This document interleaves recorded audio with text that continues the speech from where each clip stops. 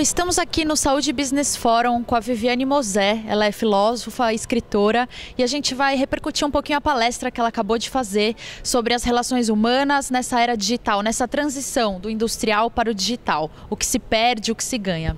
Bom, Viviane, eu acho que um dos pontos altos assim da sua palestra foi quando você falou muito da educação e o que não se aprende na escola sobre se relacionar, sobre o que é a vida, sobre os sentimentos mesmo que todos têm, né? Eu acho que isso foi uma das coisas mais importantes que você mencionou.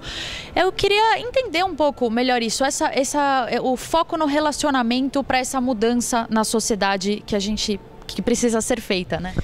Na verdade, a educação deveria ter sido uma educação voltada para a vida sempre, né? Mas não foi. Só que agora não há opção, porque nós temos a tecnologia além de nós. A tecnologia nos permite compartilhar, nos permite agregar, nos permite aderir, né? Quer dizer, eu posso ser pobre, pequena, mas eu posso ser esperta e ter algo para dizer, e isso, eu tenho espaço para isso. Então, as mídias estão nesse grau, mas a nossa capacidade não. Nós usamos mal os meios de comunicação que a gente tem. A gente não usa bem. Então, hoje, para você usar a tecnologia a seu favor, usar a rede, não só a rede social, mas a internet, o que ela nos permite, você precisa ser um ser humano que pensa e não repete. A nossa escola nos ensina a repetir conteúdos, mas hoje você acessa por um celular, por qualquer suporte móvel, né? Você acessa qualquer dado, qualquer data, qualquer nome próprio, né? Qualquer rio, qualquer capital. Então, por que você tem que estudar esse tipo de coisa? É inútil saber isso se você acessa na rede. Então, a tecnologia nos obriga a parar de decorar, porque nós temos uma memória externa. Memória não é mais interna só. Então, nossa memória tem que estar disposta a coisas melhores, como tornar o mundo melhor, né? Nós temos que nos dedicar a tornar o mundo melhor. E a tecnologia hoje nos permite isso. E você falou um pouco também de o problema de é o problema de todos, né? Naquela questão da organização, quando tem um funcionário que de repente não está desempenhando. Isso é um problema em rede, você mesmo citou, né? E esse é um grande desafio. Como a gente integrar essa rede, integrar todas as pessoas, sendo que eu vejo muita individualidade ainda, que cada um seguindo os seus interesses individuais e não pensando dessa forma. Como ultrapassar esse desafio? Você sente isso porque você é muito jovem. Se você tivesse a minha idade, você veria que hoje isso ainda é menos. Pelo seguinte, hoje você importa pelo que você agrega valor na rede, né? Quem você consegue trazer para você, quem você acessa. Então hoje você é muito mais as redes que você aciona, que você participa, do que você. Então quem é você? Eu sou alguém que participa de um grupo incrível. Isso é a nossa vida hoje. Mas antes da internet não. Era o meu lugar, era o que eu sabia. O professor exercia um poder enorme, que ele tinha aquele conteúdo. Se você quisesse, tinha que tirar dele. Hoje você não precisa dele. Você pode desenvolver a sua capacidade de leitura e ter sozinho, né? Então, hoje tem valor quem produz conteúdo e não quem repete. E isso é muito bacana. Essa individualidade que você se refere, ela é uma doença nossa, né? Um delírio.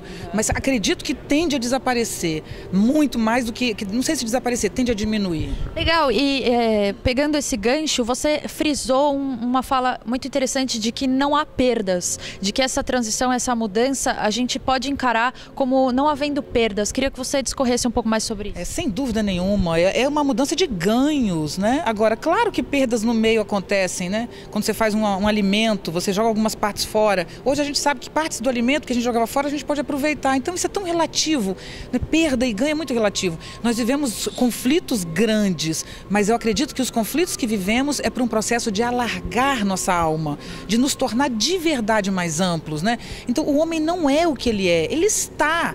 Essa maneira de ser, esse individualismo, esse preconceito, esse racismo, esse antissemitismo, não são características do ser humano. E são momentos equivocados da sociedade, né? Então, se o ser humano, como diz Nietzsche, que é o meu filósofo predileto, o homem é uma ponte, né? É uma corda estendida sobre um abismo. Então, a gente ainda não é o que a gente pode ser. Nós temos que transformar o ser humano em algo mais amplo, menos preconceituoso, menos burro. Porque, no fundo, somos extremamente ignorantes com o que estamos fazendo com nós mesmos e com o mundo.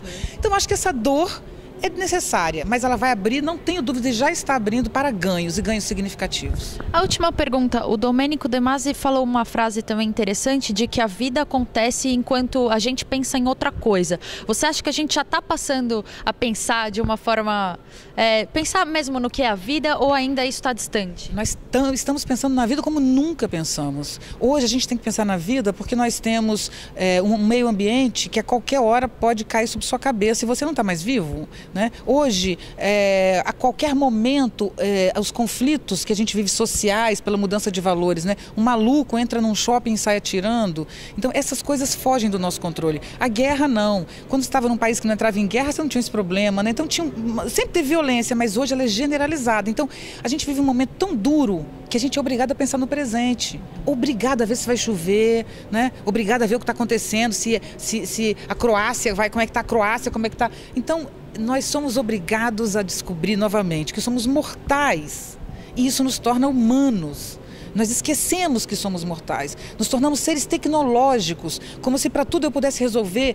Eu tiro a minha barriguinha com uma lipo, eu estico o meu cabelo, eu faço uma... Nada contra isso, mas isso tem um limite, né? Porque nada disso, por melhor que seja a plástica que eu faça, eu não deixo de ter 50 anos. Eu fico com 50 anos bem, mas eu não perco a minha idade. Então, a gente tem que aprender que nós somos limitados, frágeis e precisamos dos outros. Obrigada, era isso. Obrigada.